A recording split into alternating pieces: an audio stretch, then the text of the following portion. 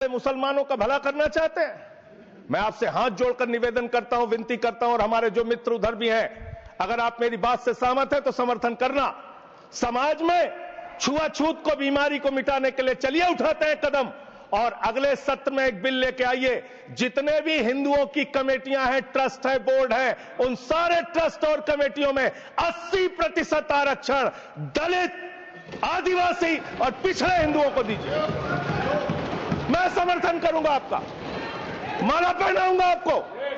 आप पिछड़ों का भला करने की बात करते हैं, आप दलितों का भला करने की बात करते हैं। आपकी मातृ संस्था आरएसएस 100 साल तक आपने एक भी दलित, पिछड़ा और आदिवासी, एक भी महिला को आज तक आरएसएस का प्रमुख नहीं बनाया।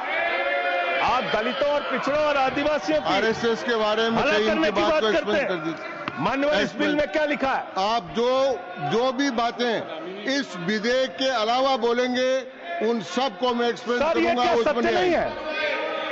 क्या ये सच नहीं है? सर, मेरा टाइम रोका जाए। और सर, बिल के बारे में बात करते हैं। माननीय मंत्री जी ने कहा, आज आप इस बिल को पास कर रहे हैं, आज आपका सीना चौड़ा हो रहा है, आपको लग रहा है एक धर्म के अधिकार को आप छीन रहे हैं। नहीं, कल को आप सभी धर्मों की धार्मिक संपत्तियां छीन के आप अपने दोस्तों का देने का काम करेंगे। मैं फिर इसको दोहरा रहा हूं और फिर इसको कह रहा हूं कि आप ये करेंगे, धार्मिक संपत्तियों के कब्जा करने का काम करेंगे। और किसी गलतफहमी में मत रहिए। आपको लोकसभा के चुनाव में मात्र 36% वोट मिला है। इस देश की 64% आबादी आज भी आपके खिलाफ है, आज भी आपके खिलाफ खड़ी है। किसी गलतफहमी में मत रहिए। बड़ी बड़ी सत्ता उखड़ गई और चली गई। मान्यवर, आपने इसमें लिखा बिल के अंदर कि वक्फ कमेटी के अंदर गैर मुसलमान इसका सदस्य बन सकता है। आप क्या गुरुद्वारा कमेटी के अंदर गैर सिख को मेंबर बना सकते हैं? क्या ईसाई कमेटी के अंदर गैर ईसाई को सदस्य बना सकते हैं? क्या बौद्धों की कमेटी के अंदर गैर बौद्ध को, क्या जैनों की कमेटी के अंदर गैर जैन को आप मेंबर बना सकते हैं? और इतना ही नहीं, क्या आप हिंदुओं के ट्रस्ट में, मंदिर के ट्रस्ट में आप क्या गैर हिंदू को मेंबर बना सकते हैं? नहीं बना सकते, नहीं बना सकते। आप एक झूठ फैला रहे हैं देश भर में, देश भर में झूठ फैला रहे हैं। आप कह रहे हैं ये मैं पढ़ रहा हूं राम मंदिर का, सर, राम मंदिर ट्रस्ट। झूठ शब्द असंसदीय है, जो असंसदीय शब्द उनको निकालते जाइए। सत्य से परे, सत्य से परे। सर, ये प्रभु श्री राम के मंदिर का ट्रस्ट, मैं इसका समर्थन करता हूं। नहीं, आप सर, मैं इसका समर्थन कर रहा हूं। ये सब्जेक्ट नहीं है सर, समर्थन कर रहा हूं। सुन तो लीजिए, आप कहे से नहीं सुनूंगा। डिस्ट्रिक्ट मजिस्ट्रेट प्रोसीडिंग में नहीं आएगा। सर, मेरी बात तो बिल्कुल नहीं आएगा। सर, मेरी बात सुन लीजिए। घनश्याम जी प्लीज, चेयरमैन साहब, district magistrate of Ayodhya will be ex officio trustee who will be a practising Hindu. If the DM is not Hindu, then additional district magistrate will be an ex officio member of the trust. हम इसका समर्थन करते हैं। Sir, Hindu धर्म के trust में हिंदू को member होना चाहिए, आपने लिखा, हम इसका समर्थन करते हैं। लेकिन आप दूसरे धर्मों के ऊपर कह रहे हैं। कल को आप गुरुद्वारा कमेटियों में कहेंगे सिख नहीं, दूसरे धर्म के लोग इसमें आएंगे। कल को आप जैन कमेटियों में घुसड़ेंगे, बौद्धों की कमेटियों में घुसड़ेंगे। ये बात गलत है, ये पूरी तरीके से गलत है। और आज पूरे देश को आप बताइए, मान्यवर, पूरे देश को आप बताइए, 2009 में आपने अपना घोषणा पत्र जारी किया था, मैनिफेस्टो। ये मैनिफेस्टो आपका लेके आया हूं, ये तो आपका डॉक्यूमेंट है, मेरे घर नहीं बना।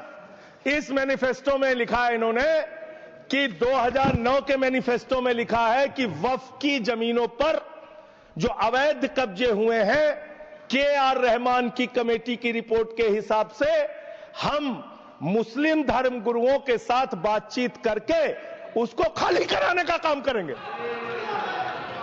कितना दोहरा चरित्र है आपका।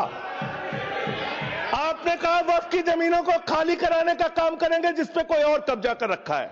मान्यवर, एक और बात, सुप्रीम कोर्ट के अंदर आप कह रहे हो कागज चाहिए, कागज चाहिए। मंत्री जी ने कहा कागज चाहिए। मंत्री जी, आपको कागज की बहुत जरूरत होती है, कागज आपको चाहिए। आपकी सरकार ने 2020 में, ये पूरे देश को देखना चाहिए, पूरे देश को सर, 2020 में मैं जेपीसी का मेंबर था, ये कागज वहां मिला हमें।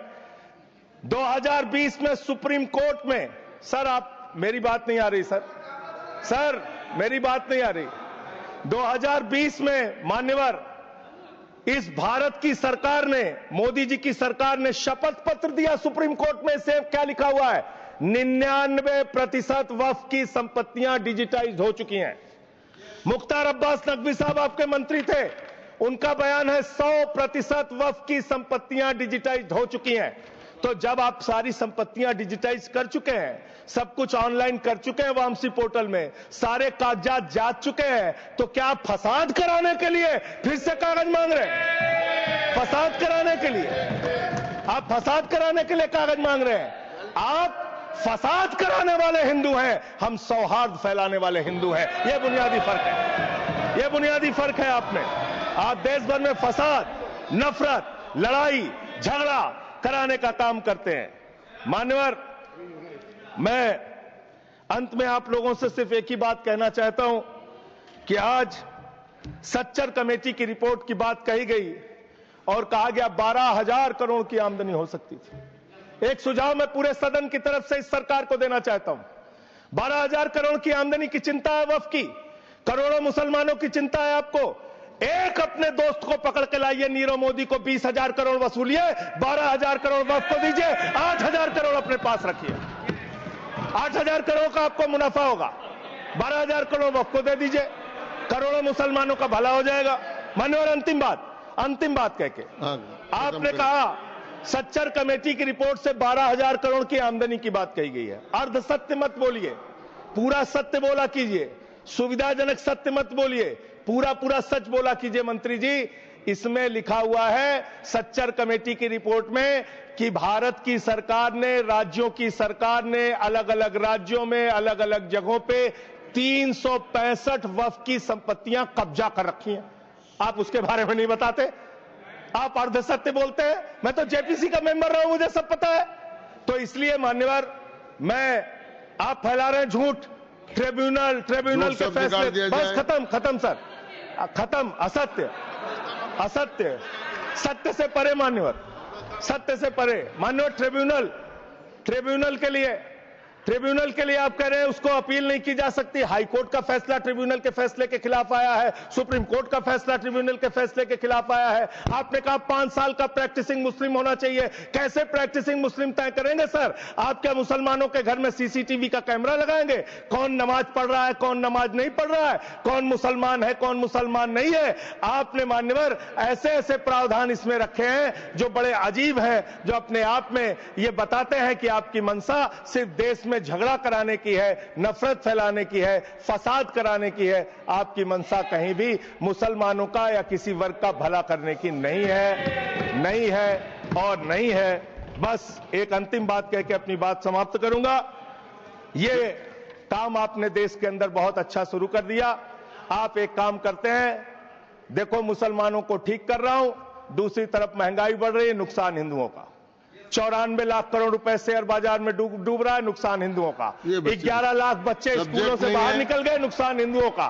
तो मुसलमानों को ठीक करने के नाम पर आप नुकसान देश के करोड़ों हिंदुओं का भी कर रहे हैं। इसलिए ये सब बातें करके देश में आप नफरत फैला के ये सब झगड़े फसाद के काम मत कीजिए। और अंत में आपसे एक ही बात कहना चाहता हूं, अभी भी वो मौका है, इस बिल को जो गैर संवैधानिक है, जो बाबा साहब के संविधान के खिलाफ है, इसको वापस लीजिए। धन्यवाद। श्री